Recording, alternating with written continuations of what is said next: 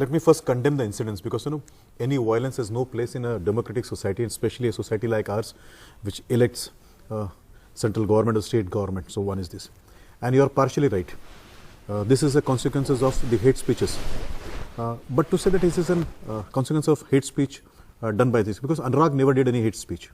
Anurag he's been found guilty by the Election Commission of it. That's why he's been banned for 72 contest. hours. I have a right to contest, right? Yeah, but the Election Commission perhaps knows better than us. And we saw what he was doing. He was inciting a crowd to shoot the traitors. So whose hate speech is this a result of? That's what I'm trying to answer.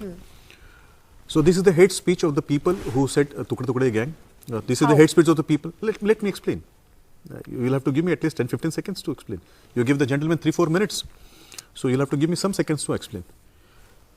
When you see crowd breaking violence, doing violence on the street, breaking glasses of the buses, calling names to your motherland, I'm sure somebody who is insane, who is not sensible, would do this kind of act. Okay, firstly, nobody was indulging in violence today. Nobody was breaking buses. So this was did Anurag Thakur talk about this thing today? Yeah, but when he tells a crowd to shoot the traitors, then he's inciting these people. Guys are not traitor. No, he's and rightfully today on your television, very very sensibly. Let me tell you. Who was indulging in violence today? Who? No, Nidhi. Are these boys traitor?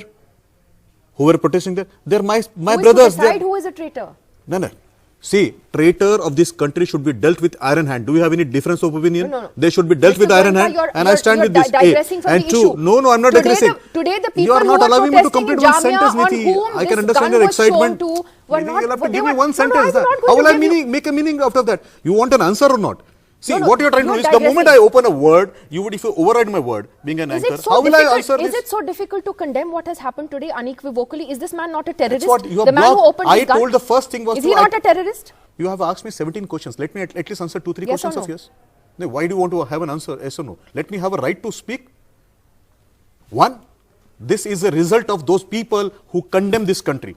And see, traitors, these are not traitors. The people who are protesting, they are not traitors. They are my brothers. They have a right to protest. They have all the right to protest. How is this not a result of the hate speeches of these ministers? If it is a result of hate speech, then it is a hate speech which has been done. When the posters were shown, F Hindutva, when the posters were shown breaking of that swastika, when the posters said, humko chahiye azadi, when they were asking the questions to the matriarch, they were asking questions to the soldiers who were dying there on the borders. If that is the hate speech, this is not a hate speech. I repeat, so Anurag Thakur was not hate speech? No, I'll tell you.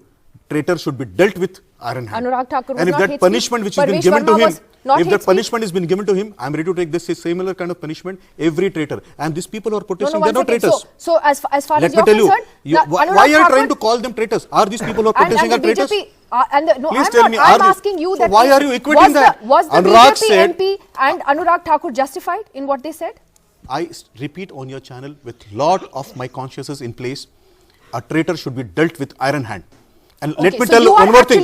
Let me tell you, these boys were justifying what has happened today in Jamia. No, that is your conclusion. I am saying these people are not traitors. They are my brothers. They have a right to protest. And they are doing protest. And they are not traitors.